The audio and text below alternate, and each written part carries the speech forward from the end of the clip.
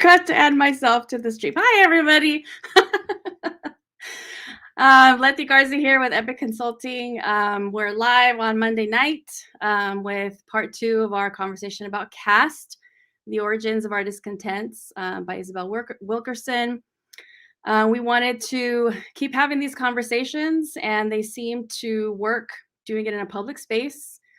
It helped us, the group, kind of think about the kinds of things that we want to do in our own lives, in our communities, keep having conversations and sharing ideas and spreading support for small businesses and any other ways where we can with students and members of the community and specifically BIPOC people. So this is season 2, I guess, of these conversations, and I'm going to bring on our guests. Richard McCrow is going to be joining me. He's been here since the beginning, dare I say, an OG, and I call him the resident white person because I mean that's what he is, right? So thank you for joining me, Richard. And then for our first time ever, our wonderful friend, lovely artist, amazing human being, Sarah Louise Wilson. Hi. Hi, everyone. Good to have you here. Good to be here. Okay.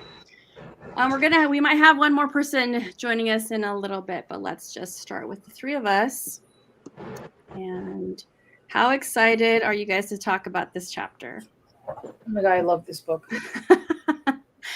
So I shifted a little bit when I renamed these kinds of projects. I wanted to make sure that I had like a set plan every time we did something like this. So I wanted to keep the conversations about DEI, right? Equity, diversity, and inclusion. And then this acronym kept coming up, Jedi, which I love because I am a Star Wars fan. And so I just want to throw it back up there. So when you see this, I'm going to start using this in my post. So it doesn't seem, weird or unfamiliar that I'm being a nerd about anything. And maybe I am, but it doesn't matter because it sounds cool anyway. It does sound cool. And you are a nerd. I love it so much. Reading is important, people. And if it can sound cool, then we will do that. Okay, so chapter 3 in Caste is called an American Untouchable. And so I decided to go ahead and not use a different theme for this particular conversation, and we can just talk about what this means. In this chapter, the author really goes into kind of her journey on coming upon the ideas for Caste, and while she was writing another book. So, but part of that came from this idea that Martin Luther King Jr. traveled to India and had these experiences. So that's our ticker for today, but I'm going to put up here this idea that he encountered when he went to visit a school in India. And I wanted to get your take, either of you, both of you, on this idea of him realizing that this title, this way of describing this label was being used to describe him in India, where he was going to sort of learn a little bit more about their own caste system. What were your thoughts about this scene where he shows up to the school and the teacher introduces him as an untouchable from the United States of America? Well, Richard, do you want to talk about it? He's like, no, he doesn't. He's afraid. He's very afraid. Sarah, I want to hear from you. Oh, well, I mean, I love this book. This book really, I started to learn a lot of things about myself just reading this book. And what caught me when I read this was, that feeling of community, and feeling like, okay, I'm not alone. This thing is global, and him having that kind of impression of this, like, okay, this is bigger than just the United States. And this goes deeper than just, the 246 years of chattel slavery in the United States. So I thought that was really powerful, and that I think that it opened up his mind. I mean, he already had such a beautiful open mind, but I think going to India opened up his mind even more, and it made him realize that this was a greater fight that transcended America, like this American experiment, which I think was really a powerful thing that she talked about in the book. I loved it. Yes, I agree. Richard? Yeah, I think at that moment, to have a clearer understanding. I mean, we're talking about Martin Luther King, not getting it when we were talking about Caste, and then suddenly he's like has that epiphany, and I'm reading that, and I'm thinking, and who am I? And just when I'm starting to have these feelings and reading the book, it's hard for me on this book because I'm listening to it, and I'm listening to each chapter. I've told myself each chapter once a week. That's the way I'm going to read it. But I'm listening to I'm finding myself going back just to keep listening and listening to it over and over again. And so I get really nervous, especially after I read chapter 3, because I don't want to just spew the same BS that I've been talking about. And Letty and I have had this conversation. Because the realization of what's true is starting to hit, and that's a hard thing. We've already been through books. We've talked a lot.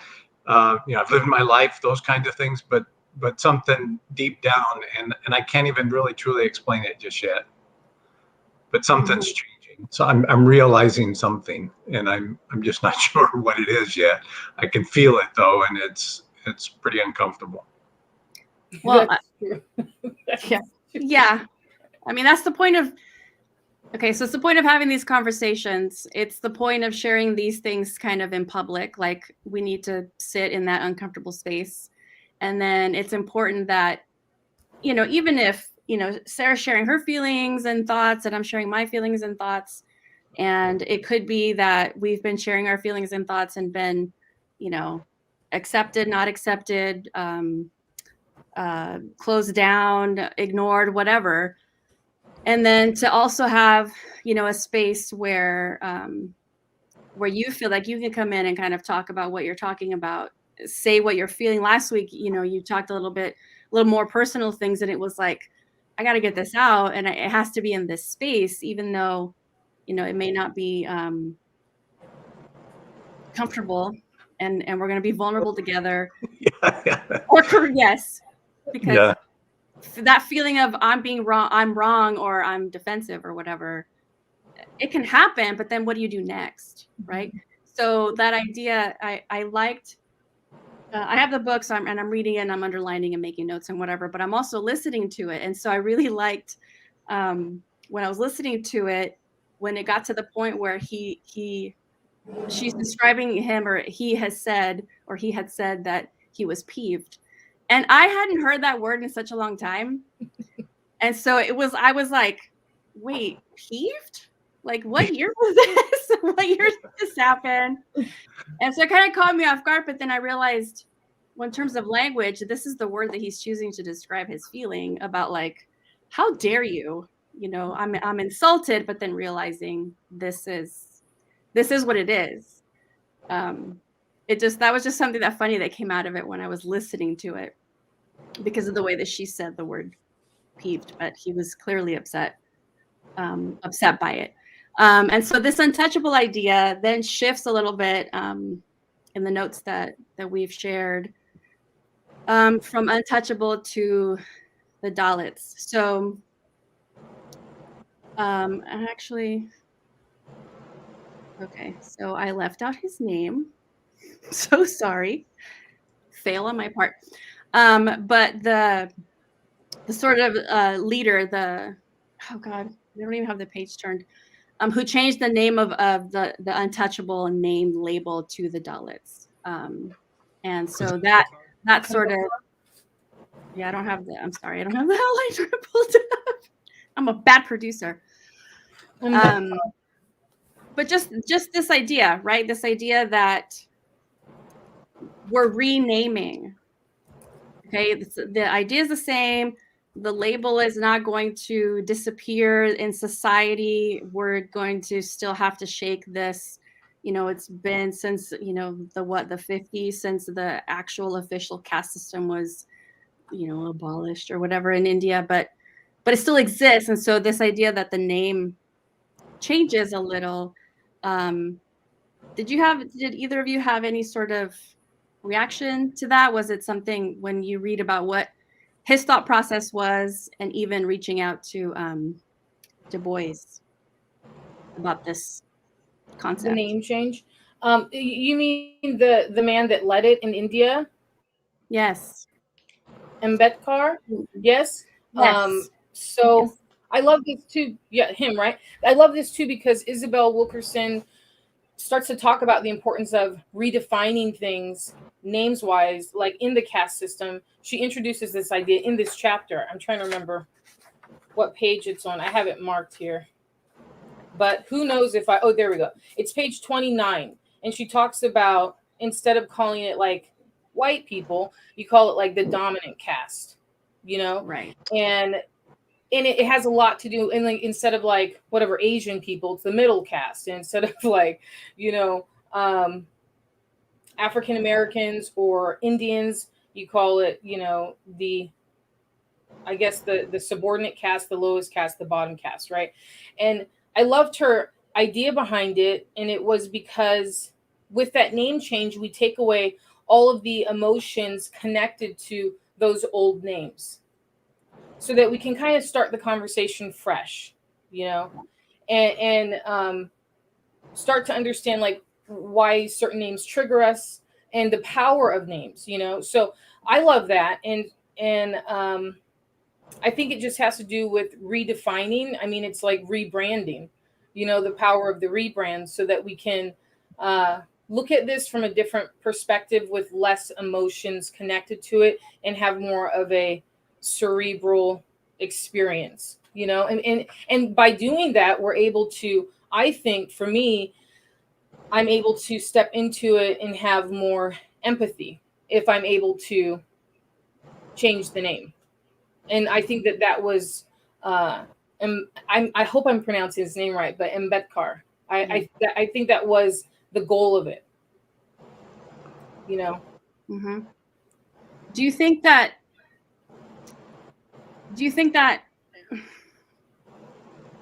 because that the idea that race is like the social construct and it was created by, some random person who just decided that was what it was going to be, that's part of it, that is the label, because sometimes I feel like, do we go back and forth, like where does this identity, if I can't call myself Hispanic, then what am I? You know what I mean? So I guess there could be two sides to that. In terms of being untouchable, I feel like that's probably something. To me, this is like maybe all of the racial slurs that we hear. Yeah. And being able to change that to just a caste label. Yeah. I don't know. What do you think? I mean, I do think that race is a social construct. I mean, that's something that I really, growing up, I understood that, but not really honestly until last year, really get understanding it. Like, I was like, wow, that's true. It is a social construct. This doesn't make any sense. Like, why do we base so much stuff on race? And having lived in other countries, it's different. Like, the whole vibe is different. Like how we are in America, it's about your race, and how it is, like, say, in the Middle East, it's more about like your religion, and then I started to realize like so much of this stuff has to do with, it all boils down to identity, right? But I think in America, the way that we've used the caste system boils down to capitalism and power. It's just how to make money, but yeah. Mm-hmm. Richard, were you going to add to that? Well, I'm thinking through this.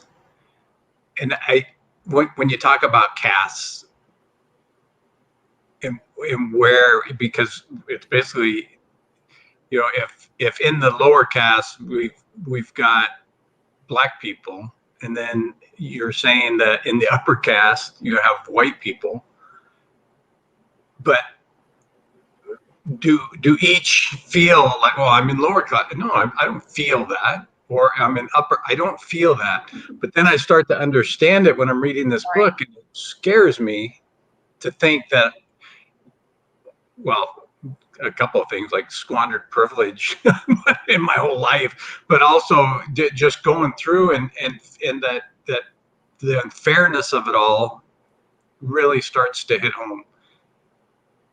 And I'm not really sure how to deal with that. I'm not sure how to mentally say, you know, what can I do in my life now that I'm starting to understand the unfairness of this caste system that we live in. You know, and it's easy to point to India and say, well, that caste system was bad, and they were right in trying to get rid of it in 1950. And it's easy to point at Nazi Germany and say, well, that caste system was bad, and then to look at ourselves and say, you know, and when I start aligning what I'm seeing, I start seeing it more aligned with Nazi Germany than I do with India. India had sort of you know, what was that we talked about, Letty, a financial caste system, and you were in a certain caste, and that's where you belong. You just knew it was upper class, lower class, and you figured it out usually by the way the person presented themselves, you know, and not based on color or you know, the appearance of an individual. But in our caste, it's about appearance.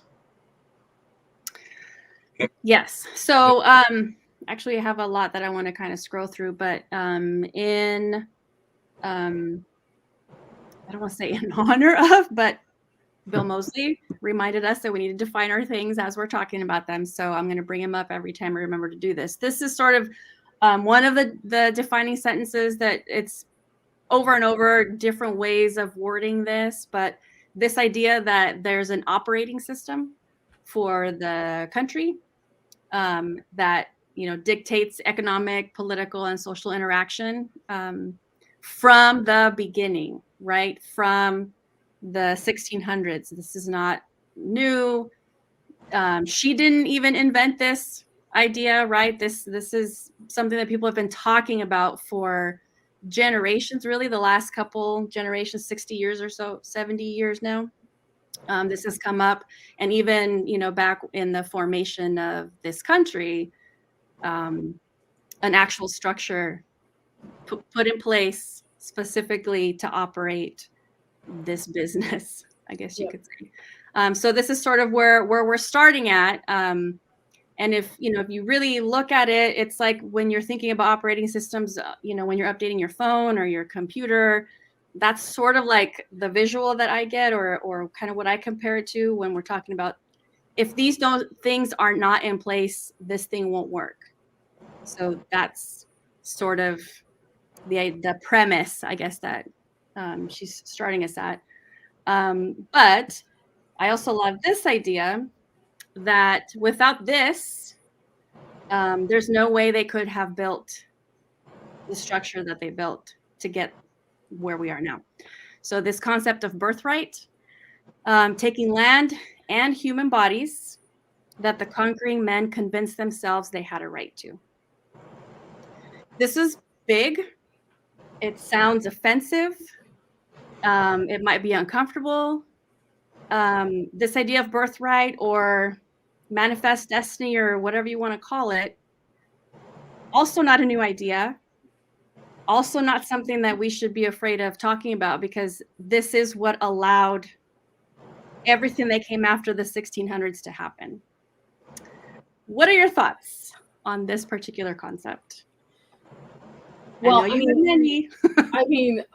want to talk about the bloodline thing, because I feel like we're still in this idea of bloodline. Like, look who runs the world and our country and everything, and they're all connected in a larger bloodline. Like, it's still the same exact thing. And, you know, the idea that the pilgrims they're not pilgrims, you know, they're colonizers. Yes. But when the colonizers came over and raped and pillaged and took over a land that was already occupied, there was this idea in place that, or it was actually a lie. It was a narrative that we were taught in school that they were running from religious persecution. And that's just a lie. That's not the truth, you know? And so, and also this idea of kings and queens and like, oh my gosh, that's so unfair. Like anybody should be able to, you know, run for office and rule the land or whatever. But then when you start to look into our presidents and all of our politicians by and large, you know, not the senators, but I mean the ones that can actually, the ones that have like ultimate power, you know, these people are connected through blood. I mean, they still are in our country. So I think it's like we have a really great, I think we have a really great marketing system in America, and we have really great entertainment and Wi-Fi for the most part, unless you have T-Mobile. And Burn so on T-Mobile. totally slamming T-Mobile, dude.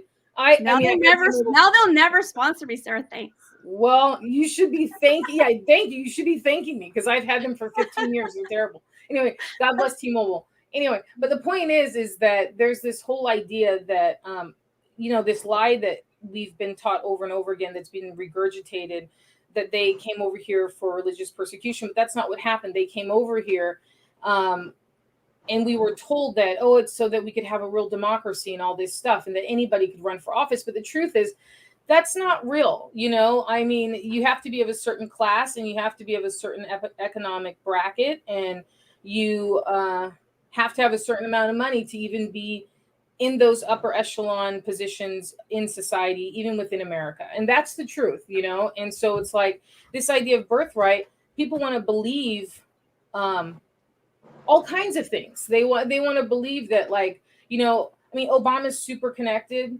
Biden's super connected. They're all super connected, you know, and so much of it has to do with, it still has to do with birthright. To me, that's like an absurd idea. And it goes back to this, the eugenics movement, you know, which is like, oh yeah, if you are of a certain bloodline, you have a higher IQ and you're from God or whatever this stuff is. And then when the eugenics movement, which was this idea based in this, when it was proven wrong, like there's no such thing as that. Like, you know, as human beings, we're basically by and large all the same. My mom's dad was a farmer, a dairy farmer, and he had a genius IQ, you know, and they were not rich people, but he had a genius IQ, and he chose to be a dairy farmer. He was like, this seems like a good time for the rest of my life, like milking cows and doing hard labor every day of my life. The guy was a genius, you know, and he didn't come from high class. He didn't have, so it's like money is not synonymous with brilliance at all. Like, you know, higher intellect or anything. And so therefore being born into money doesn't mean that you are more brilliant or interesting or have anything to say. It just means that your bank account has more dollars in it, you know? Yep. But this is also sort of connected to the idea that because this is how the nation was built, this conquering of other people's bodies is still very much in line with what's happening in Texas today. And everywhere. Yeah. So Texas, but then also at the border, you know, just this idea that there are certain ways that we get to control. Well, not we, I'm not included in that we, but that the birthright people have control over other people's physical bodies. Richard, did you want to add to this? No, I okay. I think it's an appalling idea. But it does sort of give credence to this whole thing we've been living in the past, 4 years, of this belief that, our president said some things and all white people just started believing that something was being taken away. And so that birthright idea of, for white America is definitely something that's alive and well. And yeah, that feeling of loss. I'm not sure how even in India, they didn't do away with the caste system just because they changed the laws. They're still fighting it, trying to break it down. And imagine how many years, because this birthright started before our country even was established, that it just sort of worked its way in, because of the colonizers, and but it did sort of set the stage for everything that we're living today, and it's amazing to me. We have a couple comments. And this is one that I know we'll come back to as we get through the chapters, but here's one from London on LinkedIn. The Nazis built their system off what was being done in America. She does go into more detail on how, and then you talked about eugenics, Sarah. So yes, it's like there was a model in place for centuries and let's copy it because it seems to work. Yep. And then, so thank you, London, for that. And then Sally, this is a good question we can address. Don't you think it's how you're guided through life, what positions you take? Now, I don't know if Sally's trying to instigate a conversation. She might be. Because I feel like there's a sense of like the path that we want to go with that question. Let me put it back up real quick. Because part of it, by that? I feel like maybe part of it is because if we're talking about birthright, to me, this kind of goes to, like Richard, you're saying, maybe white people feel like they're something's being taken away, but it's like, well, why did you think that? Where does that come from? You're just born into it, right? So I don't want people to be like trying to have the conversation about growing up poor in America, growing up white and poor in America, or not having the same access to things that maybe more well-off families who are white, like the people that you're talking about, Sarah, that are kind of in that political machine or, Ivy League or whatever. I don't think anyone's going to say, well, there are some people, and then you point to 5 examples. We're not going to have that conversation of the 5, Black people that graduated from whatever class in whatever year. That's not. But we're talking about why is there outrage when white people react to someone like our past president. There's a reason why they feel something's being taken away, right? Like, what is it that you're thinking now that is missing? That's how I'm looking at it. I don't know if you guys. I agree. I think it's like this encoding that we're taught ever since we're kids, and it's something that you won't get it unless you have, I don't know, a lot of empathy in your heart and have the ability to go and like meditate on this idea and pretend as if you can walk in my shoes, or a person of color walk in their shoes. It takes, and like whatever, we can't like jump the shark here and talk about all the stuff that Isabel Wilkerson talks about in her book, or else what's the point of having this discussion, but try to stay on point about like there is a untalked about, there are these rules in society that nobody talks about. It's the social norms, and it's how we, growing up, it's like no one talks about it, but it's there. I mean, my dad used to say, he's from the South, and he was part of the warmth of other suns that Isabel Wilkerson talks about, which is the great migration of the Black migration from the South to other places in the United States. He was a part of that. He moved to California in the early 70s. So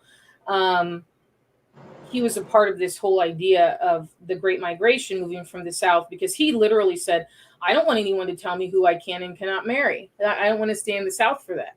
And, but the thing is, there's racism everywhere. And I love that she talks about this in chapter 3, that there's racism even in the places that never even had slavery, even more racism, this sense of entitlement that like, or you're doing me some kind of a favor if you're a white person and you're nice. It's like, you're not doing me a favor. That's human decency, but it's this unspoken behavior that people have, how they treat you, like on the littlest level of being a brown kid in school and the teacher treating you differently, thinking that you're more mature than the other kids, thinking that you have malicious intent because of the color of your skin, thinking that you're more dangerous because of the color of your skin, thinking that you're sassy because of the color of your skin. You know, all this stuff, this like these biases that are built into people. It's just it's how it is, and you don't know how I feel walking into a store and someone's clocking me from the moment I walk in. You don't have the same experience as me if you're a blonde hair, blue eyed girl. Sorry about it. Like, you just don't. And my experience is different than someone who's even darker skinned than me, and someone who's probably darker skinned black man has a way different experience than my light skinned ass has, pardon that. But so it's like these built in things that people are taught, and where it's like you think that what you have to say is the most interesting thing, maybe because I remember being a kid and my teacher would one teacher I had would out and out praise this little white boy over everybody else in the class. Like, and not just him, but she wouldn't call, I noticed she wouldn't call on me or any, like my Indian friend, like she wouldn't call on any of the brown people in class. Like, and it's something that I didn't even understand then because I didn't have the language to articulate what I was feeling, but I knew it was wrong, And my dad would always say, that person has a problem. You have to know that person has a problem, and you just leave them alone. And it's something that, like, black kids have to deal with. It's like you're taught that person has a problem, leave it alone. It's like too big of a battle to fight. You're just going to kind of go and keep learning and keep pushing and deal with the fact that person has a problem. But now it's like people are enraged because it's like, get over your problem, get past your bias. I'm tired of you having a problem at the expense of my enjoyment of being a human being on this planet. Like, I have the right to have a full experience as a human being with all the emotions, frustration, anger, happiness, love, divine insight, intellect. And I can have all of those things and not be called a whole bunch of different names because of it, because of the color of my skin. So it's like I think people got angry about it because it's like, they've been misled into believing that, like, white kids are the smartest kids, or, black kids aren't as smart, or, or Latinos aren't as smart. It's like most of my friends who are Latino, they're speaking like multiple languages. That's just period smarter, Mm-hmm. So it's like, I think, when I talk about white people, I'm talking about like white supremacists, like with this mentality that they are somehow on top. And I think that they're upset because they've bought into this idea that they're more special or smarter, or, they deserve something, or that, black and brown people are taking their jobs, which is all ridiculous. And what's the sort of the reason for that, right? So there's a couple of things I'm going to pull out here. Quotes like this one from 1913, Thomas Pierce Bailey. Let the lowest white man count for more than the highest Negro. This is, we're putting this in place. So if you're going to fight against it, know that this is something that's in place, right? This is 1913. This is not, okay, people. And then this economist, keeping the Negro in his place. This was his after developing and researching, I think it was like almost 3,000 pages of research. This is what's happening. Like, this quote is not him saying, this is what we decided to do. His quote is saying, this is what we found. This is what the research is telling us. These systems are put in place. This is 1944, right? This is World War II. We've already seen the atrocities up to that point. And if in the 40s and 50s we're saying, this is America, this is the American dream, this is what the greatest generation has built, he's saying, oh yeah, well, yeah, but then there's also this other thing that you've benefited from. Like, can we talk about that? Like, this caste system has been put in place. We've got a couple comments. Let me see if London's got, it's real, but they don't want to admit it because then they have to come face to face with their own racist beliefs and the fact that they're so special. They just made the rules to say they are special. Yes. And they are the people who said we have a birthright, right? This is just the story that's been told over and over again since the inception, since before the inception of what America became. After the 1600s. Let's see the quote that you put up there. Sorry, really quick, because this quote that you put up there, I have it underlined in the book also, because I was like, that Bailey said about let the lowest white man count for more than the highest Negro. It's like this quote was the buy-in for poor whites. This was the buy-in. Yep. It's like if that whole idea wouldn't have been put in, like, hey, it doesn't even matter if you don't get to have enough money to go to college or a house or running water or anything. You're better than, you know what I mean? Martin Luther King. You're better than the greatest. You're better than Josephine Baker. And then there's some people, you're better than Beyonce. You're better than everybody. And it's like, this is this buy-in, that's based in ego. Mm-hmm. And it's like, so that's the power of the buy-in. So it's like, people just have to stop buying into this because it's a lie. And it's designed so that poor whites can still stay poor whites. It's also designed to keep poor whites down. Mm-hmm. Yes. It's not it's like not acknowledging, like you're really walking around like this. Yeah. And you can hear everything and it's happening, but you're like, I'm not seeing it because as soon as I see it, I can't unsee it, and then I can't keep acting the way I'm acting. And this quote came out of was sort of like not a manifesto, but sort of like I forgot the word she uses to describe it, but this credo that comes out of the way that the South was built, and that's why, based on what he was saying, including that quote, that the South became the birthplace of the caste system the way that it exists. Still today. Richard, you've been silent for a little bit. See, that's not my problem. It started in the South, and I was born and raised up north. And so, it is funny though that, I remember when I was probably maybe 15 or 16 years old, and I was talking to my oldest brother, Sam, who passed away, probably 14 years ago now. But he was a really important person in my life. And I made the comment because we were talking about race and the struggles that people were having down south. And I said to him, I'm glad that we're in Washington State. And Letty's been there. And so, but I said, I'm glad that we don't have that kind of racism here. And my older brother just stared at me for a second. He said, what's even more dangerous than that racism down south is the hidden shit that's up here in Washington State. And then that was like the first time anybody ever said, and then I had to start thinking about, whoa, okay.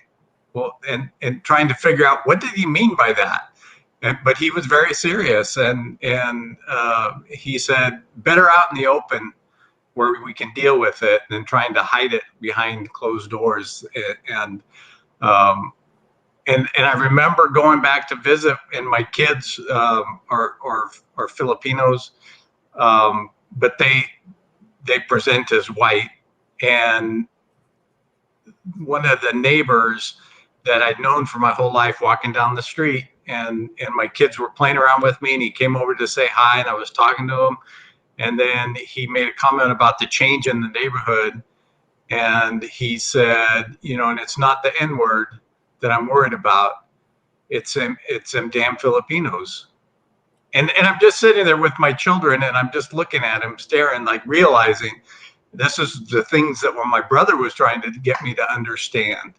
And so, but that kind of moment, and I think we sometimes, even though the South is where this caste system we believe originally started, but it was perpetuated in the North and made even worse by trying to hide it. And where did we hide it? We hid it in our schools. We hid it in our classrooms with our teachers, the way people dealt with people. And now, it's coming to light, and it's hard to admit, especially for whites from the South or whites from the North, to say, I really benefited from this caste system that was established in the South. Mm-hmm. Yeah, it's like Sarah said earlier about, because she does that quote that or what you mentioned earlier, Sarah, about the idea that sometimes it was worse in places where, the system of slavery didn't even exist and where it didn't need to be abolished. So this artificial hierarchy in which almost everything you could and could not do was based upon what you look like. And it was in the North and the South. And I love that she talks about discovering this as she's writing The Warmth of Other Suns, which I have not read.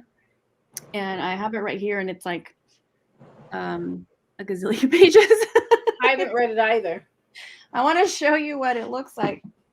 So you go out and read it, Warmth of Other Suns, but it's like, I need to put aside some time to really jump into this one. For real, but the idea that she's saying, I realized that I wasn't looking at this from a place of geography or even time, that this was something else completely, and then had the idea to write Caste. And she talks a little bit about comparing those three systems that we talked about last week, and it was mentioned again, all three this time, the whole idea of Nazi Germany and how that was built and sold, right? People were buying into that during that time, and then also in India. So we will dive into these different pillars in a couple of weeks. She breaks them down for us, and we'll talk about the first four and then the second four. Really talk about, this might be more difficult conversations because you really have to look at what's happening, what you've experienced, maybe what you've seen, depending on who you are and where you're growing up. Any comments on this? I know we haven't gotten there yet, but when she talked about breaking this up. Oh, I just wanted to go back really quick and comment on what Richard said about, he had to kind of check how this system that had been put into place, how he had benefited from it. I think that's a powerful thing to say and to acknowledge.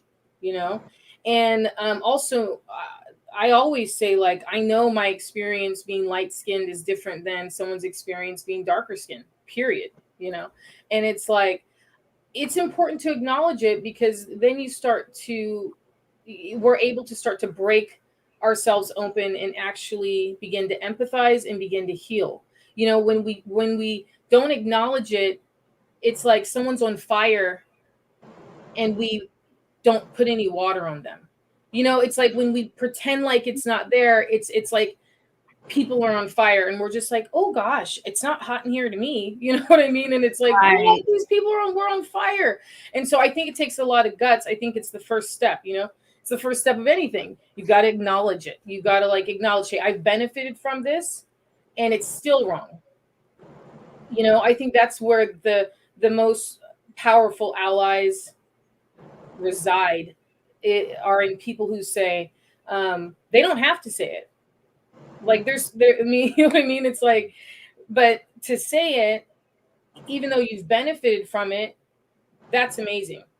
And it's like, more people should do that. That's the hope.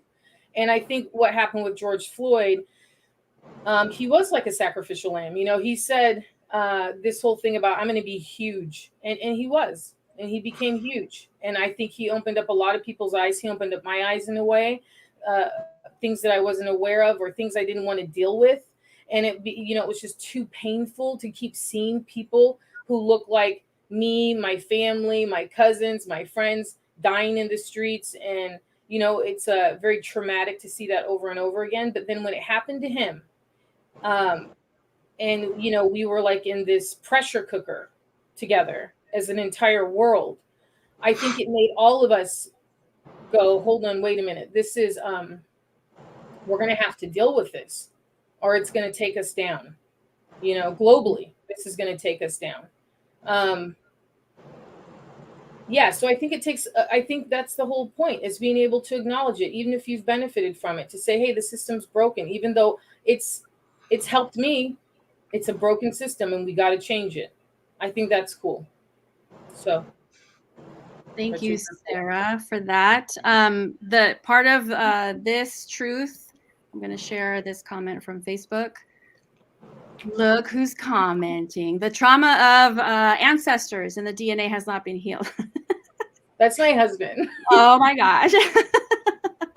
But this is true. This idea, right? This, like, Richard is coming with his vulnerability and saying, I had to learn these lessons, and they were moments in my life that made me think about, but not really acknowledge, and maybe not use my privilege to, help other people. And maybe now is the time. And Sarah, I totally relate to what you had said earlier about, how long does it take for us to really think about we're so caught up in what we're doing, and if we are or aren't having to deal with these obstacles, that it was within like the last 18 months, pandemic or not, that started to kind of hit home for more people. I think for a lot of people who really care about, other human beings, really realizing this is a thing. And I want to say too that Sally said she really liked your fire analogy, because if you really think about that, you wouldn't just stand there and watch somebody. I mean, no, unless you started the fire, right? Let that sink in for a minute. Okay. No, the 8 pillars. I mean, the word pillars too is like, it sounds like something that's almost immovable. It sounds like something that's deep and strong and took a lot of engineering. Just the word pillar, Yeah, so holding shit up, holding it all up, So it's like, I love it how she breaks stuff down. She's so analytical, and anybody can get into this book, like people who have an analytical mind or a more creative mind, because it's all there. Even scientific. I mean, she gives you stats. I mean, she talks about everything. And, the 8 pillars of Caste. I mean, you can look at it if you're an architect or a mechanical engineer, and you really start to see it differently. Like, it's like, wow, this is a system that has been built, measured, and put into place. To me, that's exactly the reason why I think it's important to keep having these conversations, to keep reading these books, to keep looking at watching films and movies or TV shows, and go to webinars and go to conferences and talk to people, because that's exactly why. Because people need to hear it in so many different ways. Yeah. So that, like we talked about with the last book, when the question is always asked, is it really about race? And it's like, yes, it always is, every single time. And it's like the financial system and the way, I mean, our definition, right? Our definition talks about economic, political, and social interaction. It's everything. Yeah. It's unfortunate, but it's everything. And then this idea that the idea that it's invisible, right, gives it more power. You can't pinpoint it. Like you were saying about the person on fire. Well, I don't feel hot, so maybe it's not that big a deal. What do you think about this invisibility idea? Richard, you kind of touched on it a little bit. It's deeper, I think.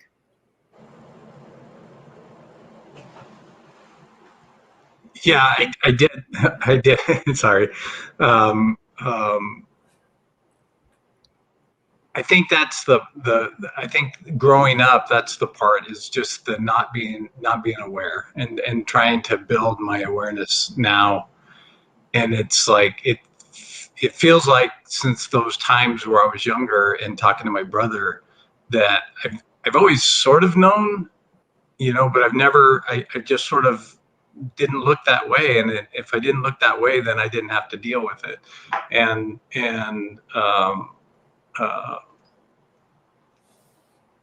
yeah, I just, I don't know. I don't even know really how to articulate the thoughts that I'm having, because I don't want it to be BS. It's coming from that place where, and Letty and I talked about this after our last discussion, it's coming from a place where it's deep inside you and there's something changing, and you want to articulate what that is, but you're not really sure what the feeling is that you're having. And some of it feels really embarrassing. Like, why wouldn't you know something like that? Or if it's not the case that you didn't know because something's invisible, then you chose to ignore what other people were experiencing all your life. And I never saw myself like that. I never saw myself as somebody that took advantage of any system. And now that the awareness is starting to build, I'm starting to realize I did. Those advantages were there. And now what do I do with that feeling? And what do I do with what really are the changes that I'm hoping are happening with me, but also as I talk with my adult children, or now even my grandchildren, as they start to grow, what differences are going to happen in this world that will help them be able to know how they're positioned in life and how to help others. And so that's where I stand on that. I don't want to. Well, it's not easy. And I think it's also this, when she talks about gives the Matrix example. I mean, if you're someone who doesn't understand this reference, go watch the movie. Yeah. So it's hard. There's a new part 4 is coming out. So watch the movie and get this idea of, like, it's exactly what you're saying, Richard, about what you're seeing, what you're choosing to see. At some point you are choosing how you're behaving, how you're interacting with people, how you're reacting to things, how you're voting, where you put your money, right? Things like that, where you spend it, who you donate to, businesses that you support. But this idea that the system was built this way, that it's doing what it was meant to do, can be extremely difficult. I feel like sometimes the way that I see things, it's like, oh my God, and it seems so recent, oh my God, I can't believe this is happening, or that people are voting this way, or that laws are being put into place that are prohibiting or allowing certain things. And if I really think about it, it kind of hurts my head to think this is centuries of the way that things are, or the way that things have been creating the system or allowing the system that exists today. It's not new. And I feel like we each have, like with George Floyd last year, we have like this collective reaction, and we don't realize that it happens every day. It happens all the time. It's been happening even before we had cameras and could record, video cameras, and now with phones. And it's like, not acknowledging that, even for us, like Sarah's saying, it's recent that I'm really like coming out and thinking about what this is doing to our communities. I do have to say, though, I think that, like I said, I lived in Lebanon for like a year. I lived in Kazakhstan. I lived in Lebanon for over a year, like on and off. And then I lived in Kazakhstan the same amount of time. And, I've traveled a lot, also on top of that, in Europe and stuff. And so I think that, for me, at least, seeing the difference of being in America and being over there. In America, it's really easy to forget what's going on in the world, or even outside our front door, because, we have air conditioning and we've got like Wi-Fi and we don't have to leave. It's like Sandra Bullock in The Net. I remember watching that movie, right, and going like, this is never going to happen. This is such sci-fi. And it's like, this is life. Now we don't have to go anywhere. We don't have to interact with anybody. We can absolutely stay in here and be fed whatever they want to feed us, right? But if you live, like, say, in Lebanon, where there's rolling electricity blackouts and people don't even have bread right now, and and your lights go, you have no electricity for like the whole entire day. Maybe you get 2 hours of electricity and there's no gas. You're confronted with the reality of your existence much sooner, and than say we are. And here we can stave off reality longer. We can stave it off longer. We can like watch Netflix and chill, watch Hulu and chill. We can just chill, and we don't have to think about any of it. Even global warming, even though most of California is on fire, we can pretend like it's not happening, because thank God they just released, like, I don't know, Bachelor in Paradise or something. So it's like, phew, oh gosh, Northern California is on fire, but did you see that Bachelor in Paradise?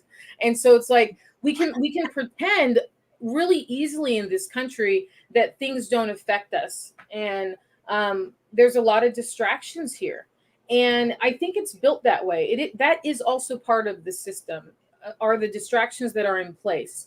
And it's like being in a carnival 24 hours a day in America, with like cotton candy and bright lights, and there's a ride over there, and you don't realize that the surrounding area of the carnival is like, we're right in the middle of a war zone. We have no idea that there's a whole world outside of, the carnival.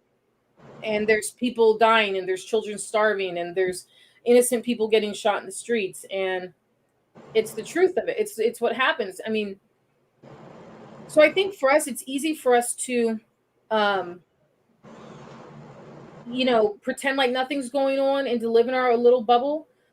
I think that now, because of COVID, it's sort of penetrated that bubble of reality in a lot of ways. It made people have existential crisis, I think, in ways that the rest of the world was already having. The rest of the world was already having an existential crisis. And people, in Lebanon, they sit around and they smoke a gile and they talk about politics and they talk about real stuff, And now it's like people in America are talking about politics in circles that I've never heard people talk about these things before. Before, we would be talking about like the Real Housewives of, Beverly Hills. And even that show is talking about stuff, because right. they've also had their bubble penetrated. Their beautiful Beverly Hills bubble. And so it's like, I think distractions play a big role in perpetuating invisibility. I think it's what helps to perpetuate our 1950s Gene Kelly, Singing in the Rain, Technicolor idea of America. Mm-hmm. We want to believe that it's a big, huge, fat turquoise Cadillac in front of a white picket fence with a red door and a dog and 2.5 kids. But that's not America. Right. This it's funny that the image of the operating system popped back into my head while you were sort of talking about distractions, and it's like doing an update, but then like you have all these pop-ups, right? So you're constantly distracted, even though you're trying to get this one thing done. So yeah, I totally get that, the idea of the distractions, and it's built into the system. Like you're saying, it's kind of built into. Yeah. And the whole network, the internet system that we become a part of, it makes it even worse. And I saw a picture of Trump for 9/11 among a bunch of police officers, and he's in the middle holding his thumb up. And it was on LinkedIn, and then I just sort of followed what was being said about him, and people were praising him, greatest president of all time. I mean, just all right. And Really? so, but those kinds of things make me go, what? Like, how can you get to that point? How did you ever get to that point to where you think that this man is even, could even be considered as one of the greatest? And so, but it's built in, because the things that I see and read on the internet are very different from the people that are supporting that president and what they see and read on the internet. And so starting to go through that, but it just makes you got to read both sides, no matter how distasteful or you've got to read both sides so you understand why people are arguing and backing this man. And I can already hear Letty's voice in my head saying, "We understand," but But I don't. No, but Richard, I think what you're saying, so I have to interject because I think what you're saying is such an important thing. The question of why do people back him, right? Because it's very easy for us to cancel. Like, I mean, I was definitely in a cancel mentality for about 6 months last year. I just wanted to cancel everybody. I was like, canceled, you're canceled, you're canceled. And then I realized that there was nobody left. I Right. canceled everybody. And so it's like the real art of being human, I think, is learning how to love and have empathy for people who are completely polar opposite of me. Like, where can I find the humanity in this person? Where can I find the humanity within myself in order to find the humanity in this person? I want to know, like, because if I go and I burn down every village that doesn't agree with me, or I cancel everything, like, we're not going to survive this. So it's like, I think the key to it, like what you guys were saying earlier, Letty was talking about, it doesn't matter how uncomfortable it is. Like, we have to have conversations.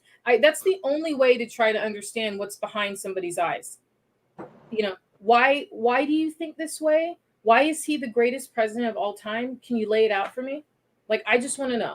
And try really hard to just, like, breathe through it, do some Kundalini, like, breathing exercises beforehand, and then able to sit with someone and to, like, really have a conversation. Like, I want to know why you think this way. To me, that's the only way we're going to get through this. It's the only way we're really going to heal. Because if I go and cancel, I'd cancel a huge chunk of my family. Well, I mean, I would. That chaos is built in, right? That is also part of the system. It's like, keep them fighting. Everybody can fight. You guys fight amongst yourselves and figure out, who's right and wrong. And meanwhile, the powers that be keep moving forward. And we don't get to make decisions about it. So yes. Okay, we're at the top of the hour. I want to leave this last thing I pulled out. This has been used several times. Caste making a distinction where God has made none. So if you are indeed a Christian, take this to heart. But then I also wanted to shout out some other things. So one of the things that I came across today, or this week, today's Monday, this week, Monday's the longest day. And I came across this on LinkedIn, and I wanted, Sarah, I didn't share this with you before. I haven't shared this actually with Richard either. And this is, it's called 10 Ways White Women Can Dismantle White Supremacy. It's a free guide. I looked it up. It's the same kinds of, again, having the same kind of conversation over and over again with people, and having different understanding every time you walk away from a different person's human experience. I'm going to pull up this site. Let's see if I can remember how to do this. Share. Okay. So go to this site, and I can add this to the post after this recording, anti-racism guide. But she's also got like courses. She has like some anti-racism workshops, courses. These are just, again, just different ways that you can be educated. I feel like whenever things are being offered for free, you should do your best to access them. This conversation, I'm not saying that what we're talking about is life-changing. It might be for some people. It could be for us every time we have these conversations. But I wanted to share this because I thought it was like a quick, easy read with some ideas for how to have conversations. So we're trying to share resources. I love how you did this. This is so pro. This is so pro. Thank you, Sarah. Awesome. I'm like, I love it. I want to also thank you, Sarah, for coming on. So we're going to do tons of shout outs today. Your name's already up there, but I'm going to throw your Etsy shop and then I'm going to share it because I don't know if you guys can see. I can point this. Sarah's artwork back here. I'm gonna share because Nice. you do amazing work, and I love it. I always feel amazing things when I'm looking at your work, and especially when you're doing your progress work. So look at these amazing pieces. Some of these have already been sold. There's prints. We're gonna launch the whole print thing this week, but yeah, we've got prints coming of a lot of them, not all of them. Awesome. I love prints. So definitely check out her store. That's so sweet. Thanks for the shout out. Of course, man. We gotta support artists. This is one of the things, I feel like we're always looking for ways that we feel like we're contributing, and I feel like small business, artists, authors, any which way that we can support our communities in this way. And so thank you, Sarah, for joining us. And then I wanted to say thank you to Keith Woolridge, who is helping sponsor this semester, like I'm in school mode. This series with Caste. He's donated books for us to give away to students who might want to read along, but maybe can't afford the books. So I've got a couple books to give away. So thank you to Keith for that. Keith. Weird tonight. He needs to come on. I also wanted to shout out. This is kind of cute, a little bit different. I have another Sarah. Sarahs are amazing, you guys. Sarah's with H's. Hello. All the Sarahs I know have H's. Sarah Woodman at the Dizzy Bobbin. She also has an Etsy store. She made 1,000 masks last summer with her son. Did tons of designs and made masks and shipped them out. And she wasn't doing it to make money. Everything that we sent her was for postage, and then she donated to some relief funds last summer. I don't remember the exact ones, but she's amazing, very talented. And I want to pull up her page also, because after we talked and I purchased some of the things that she had put up. Now this is I'm doing an online shopping channel now. So it feels like. So this is her page, but her designs are so awesome. I love these. I love embroidery. I love embroidery. She hand embroiders all of these. And then her son started making some designs. And so then she started also embroidering some of the drawings that he was sharing with her. And then when I told her what I was doing, I bought a couple of towels from her that say Epic on them. And I thought it was the coolest thing. And so once they get shipped, I'll share them. But she has offered, she's offered 10% off if anybody goes into her site and puts this coupon code for Epic, because I was purchasing her stuff that said Epic on it. So I thought that was really cool. Go buy her stuff. She has a full-time job. This is totally her side hustle. And check out the designs that her son put up. They're amazing, cool little monsters, and then she embroiders them onto these towels. So shout out to her. Do you guys have any shout outs? Anybody? Shout out to you. Shout out to Epic Consulting. What do I want to shout out to? This has been awesome. Thank you so much. I'm so glad you were able to join us today. Yeah, I love it. We're going to do a little bit of a heavier lift next week. We're going to cover 2 chapters again.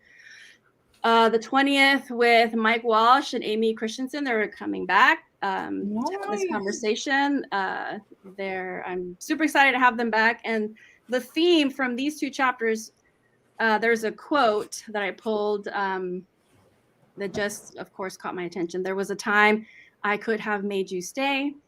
Is sort of the theme of these 2 chapters. Think what you will. Read the chapters and figure out why this is the quote that I pulled out. But we'll see Mike and Amy next week. One last thing, if you're on TikTok, if you have an account, and you should because it's fun, this hashtag, I wasn't going to add this, but then after we started talking about colonizers, there are some accounts that use this hashtag, Hey Colonizer. some of them are like funny, but a lot of them are, they're responding to comments that people have made, whether video or news or whatever. And this is how they're kind of spreading the word about those particular videos. So I thought that was kind of cool. And I wanted you guys to cool. check it out. Hey, colonizer. All right, we're over time. Thank you so much for joining us. Sarah, it was so good to see you. Lovely conversation. Thank you, Richard. And we will see everybody next week. Bye. Bye.